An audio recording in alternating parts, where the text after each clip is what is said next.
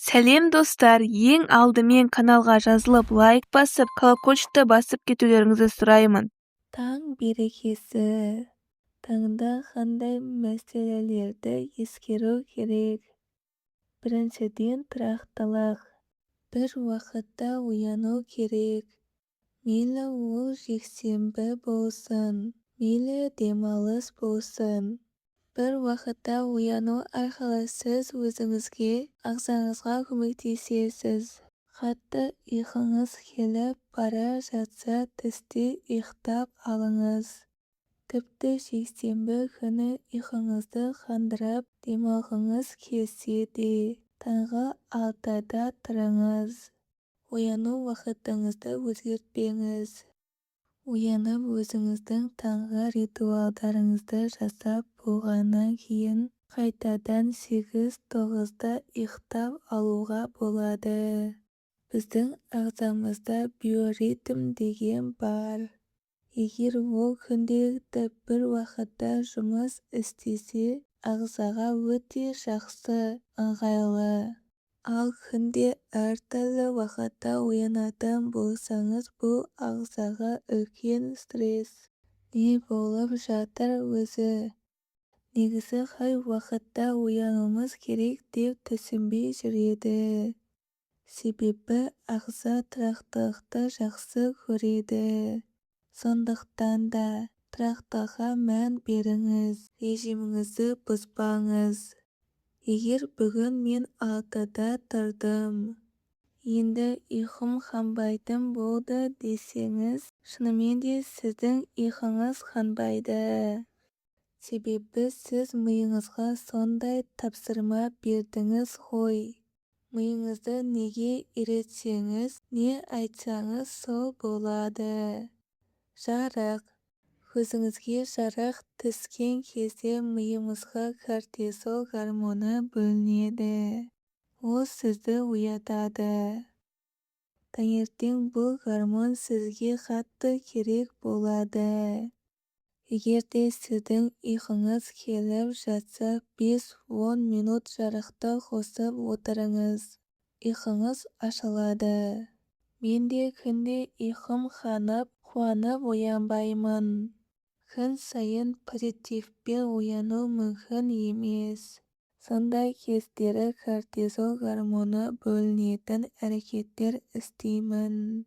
Егер күн жарық болса, перделерді ашып, жарық жерде отырамын. Күн қараңғы болса, жарықты жағып 5-10 минут ұйқым ашылғанша күтемін. Не болмаса, қолыма телефонда алып, чаттарды тексере бастаймын. Сонда автоматты түрде ұйқым ашылады. Су. Адам ағзасы күніне 1-1,5 литр су жұмсайды. Таңертең сізге ең бірінші керек нәрсе кәдімгі қара су. Мүмкін болса, ояна сала 400 мл су ішіңіз. Ол ауырлау болса, 1 стакан су ішіңіз. Таза бөлме температурасындағы су болу керек. Су ішпестен бұрын аузыңызды шайып алғаныңыз дұрыс. Түнімен ауыз қуысына жинаған токсиндерден тазартып алыңыз. Спорт. Таңда жаттығу жасау өте маңызды. Өйткені түні бойы қимыл жоқ. Қан айналымыңыз төмен. Жүрек қағысы 38-40-қа түсіп кетеді. Ал таңғы жаттығу осы дүниелерді реттеуге, ағзаңызды оятуға, буындарыңызды қыздыруға көмектеседі. Күндізгі әрекетке, қимыл қозғалысқа дайындайды. Қатты қиындатып алмаңыз. Ол әдемі жерде, арнайы киіммен ұзақ уақыт жасалуы маңызды емес. Залда түнгі киіміңізбен бар болғаны 5 минут жасасаңыз да жеткілікті. Мектепте жасайтын базалық жаттығуларды еске түсіріңіз. Оқу. Таңертең тынық миға білім де, ақпарат та жақсы қонады. Бірнеше тілде оқысаңыз тіпті керемет болады. Ауыр кітаптарды таңдамаңыз. Таңертеңгі кітап өзіңізге ұнайтын, қызық, жеңіл, мотивациялық кітаптар болса болады. Жазу. Таңертең міндетті түрде жазу керек дүниелер бар. Біріншісі күнделік. Кешегі күніңізде не болғанын жазып шығасыз. Екіншісі шүкіршілік дәптері. Шүкіршілікті айта салу оңай. Бірақ жазған кезде оны сезінесіз, өн бойыңыздан өткізесіз. Сіз шүкір еткен сайын Алла тағала нығметіңізді арттыра береді. Таңертең жазылатын үшінші дүние жоспар. Бүгінгі күніңізге нақты, қысқа жоспар құрып алыңыз. Медитация. Намаз оқитын болсаңыз, намазды да медитация деп есептеуге болады. Егер оқымасаңыз, жеңіл медитацияларды тыңдап, жасап көріңіз. Жоспарлау. Билл Гейтстен сен жетістікке жету үшін ерекше не істедің деп сұрайды. Ерекше ештеңе істеген жоқпын. Бар болғаны таңертең 10 минутымды күнді жоспарлауға арнадым. Күнім жоспарлы түрде өткендіктен берекелі болады деп жауап беріпті. Жоспарлау туралы жоғарыда да айтып өттік. Таңғы ас. Таңғы ас тәңірден деген бар. Ешқашан таңғы асты тастамаңыз. Сонымен қатар, таңғы ас визуалы жағынан әдемі болғаны дұрыс. Психологиялық жағынан оның маңызы өте жоғары. Әрине, оның құнарлылығы витаминдерге толы болуын да ұмытпаңыз. Ана мен бала режиміндегі ұйқы. Сәбиі бар аналардан көп сұрақ келеді. Әрине, кішкентай балалары бар аналардың түнгі ұйқысы 4 бөлінеді. Алғашқы 4-5 айға дейін түнгі ұйқының бұзылуы норма деп қабылдауға болады. Кейінірек бала өсе бастаған сайын оның ұйқысын да тұрақты түрде қалыптастырып алуға болады. Әр баланың ерекшелігіне сай белгілі бір уақыт аралығында ұйықтап, оянатын, тамақтанатын мини әдеттерін қалыптастыру керек. Спортшыларда жады деген түсінік бар. Яғни бала кезде спортпен айналысқан болса, есейген соң ол әдеттерді жаңғырту, спортты қайта қолға алу оңай болады. Жадының арқасында нәтиже де тез көріне бастайды. Сол секілді, балаларды кішкентай кезінен тұрақтылыққа үйрету, ұйқысын реттеу олардың болашағы үшін де пайдалы. Бала көтергенге дейін әйел адамның өзінде күндік режимінің жүйесі болса, босанғаннан кейін де ол жүйеге тез түсудің мүмкіндігі жоғары болады. Марафоншы қыздар іштегі баласы 8 айлық болғанша жүгіріп, жаттығуларын жалғастыра береді. Босанғаннан кейін 1 айдан соң жаттығуларына қайта оралады. Организм әлсіз немесе балам ауырып қалуы мүмкін деген түсініктері жоқ. Бұл жерден басты мәселе біздің қабылдауымызға байланысты екенін түсінуге болады. Ана болу бақыты әйел адамға берілетін ең үлкен ғажайыптардың бірі. Адамнан адам туылуы оңай емес. Дегенмен ұлтымыздың түсінігінде де Асыл дінімізде де аяғы ауыр және емізулі әйелдерге деген құрмет өте жоғары. Осындай периодтардағы режимнің уақытша бұзылуын қабылдау керек. Дегенмен мүмкіндігінше ертерек ұйқы режимін күндік режимге қалыптастырып алуға тырысыңыз. Бәрі бірден бола салмайды. Әсіресе кішкентай баламен бұл оңай емес.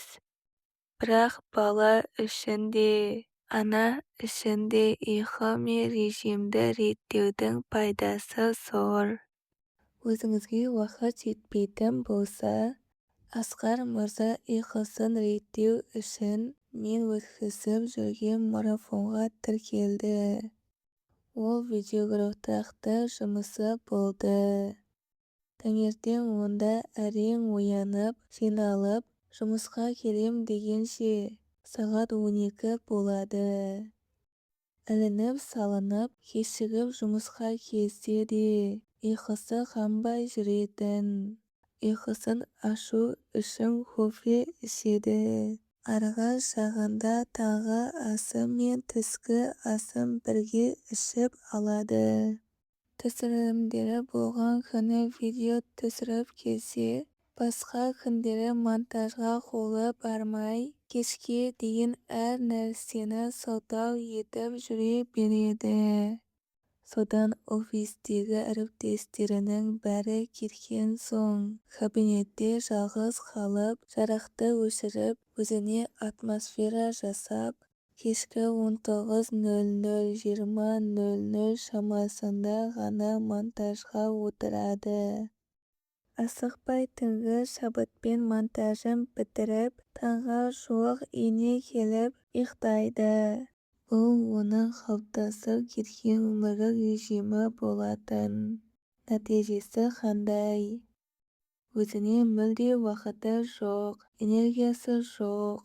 Басы бір жерге тисе болды, ұйықтап қала салады. Тамақ жегісі келіп, тәттіге тарта береді. Басқа адамдар белсенді өмір сүретін уақыттарда бұл кісі ұйықтап жүреді. Сәйкесінше адамдармен де контакт жоқ. Коммуникациямен ортамен де мәселесі болды. Ал адамдарға табыстың каналдары негізі басқа адамдар, таныстар арқылы ашылады.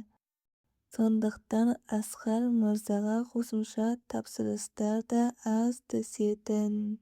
Марафон барысында Асқар мырза не істеді?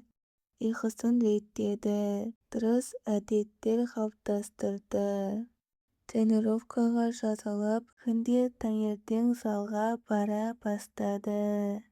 Өзінің армандап жүрген би үйірмесіне қатысты. Генератор әдеттер есіңізде ғой. Осылайша барлығы бір-біріне әсер етіп, жаңа дұрыс әдеттер қалыптаса бастады. Өзіне арнай алатын бос уақыттары пайда болды. Өзімді қымбат адам сезініп, іштей құндылығым көтерілгенін сезе бастадым деді марафон соңында Асқар мырза. Оның қызметіне деген сұраныс та көбейіп, қазіргі таңда табысы кемі 2-3 есеге дейін көтерілді. Өзіңізге уақыт жетпей, уақытыңыздың берекесі болмай жүрсе, ұйқыңыздың сапасына назар аударып көріңіз. Күніне 7-8 сағат уақыт ұйықтау маңызды емес. Қай уақытта ұйықтайтыныңыз және ұйқыңыздың сапасы. Ұйқыңыз сапалы болу үшін ұйықтайтын уақыт пен оянатын уақыттың да тұрақты болуы, бірдей болуын қадағалаңыз. Ұйқы туралы кітап. Қазір қазақ тілінде психология, бизнес, жалпы нон-фикшн жанрындағы кітаптардың қатары көбейіп келеді. Тіпті көптің көңілінен шығып бестселлер болған авторлық кітаптар да бар. Дегенмен белгілі бір тақырыптарға әлі де тереңдеп ене алмай келеміз. Осы кітапта да маңызды деген жалпылама ақпараттарды жинақтап, түсінікті тілде беруге тырыстым. Ұйқы тақырыбы терең зерттелетін маңызы зор тақырыптардың бірі. Біз әлі күнге ұйқының маңызын, оның әсерін, жүйесін дұрыс түсінбей келеміз. Дұрыс түсінбеген соң, мән беріп қабылдай да алмай жатырмыз.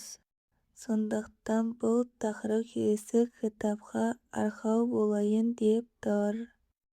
Осы кітаптың жалғасы ретінде тек қана ұйқы туралы жаңа кітап жарыққа шығады. Ұйқы туралы кітап өзім үшін де қызық, өте маңызды әрі тарихи жоба болайын деп тұр. Циркадиялық биоритм. Біз тұтынатын тамақтардың маңызы. Ғылыми тұжырымдар. Практикалық тұрғыда тексерілген ұйқыға әсер ететін ішкі және сыртқы факторлар. Ұйқыны жақсартатын әдеттер мен лайфхактар туралы тереңінен жазылады. Қысқаша ақпарат осы. Айтпақшы, ұйқы туралы кітапты сіз қалай атар едіңіз? Өзіңіздің нұсқаңызды, ұсыныстарыңызды Инстаграмда жекеме жазып жіберсеңіз болады.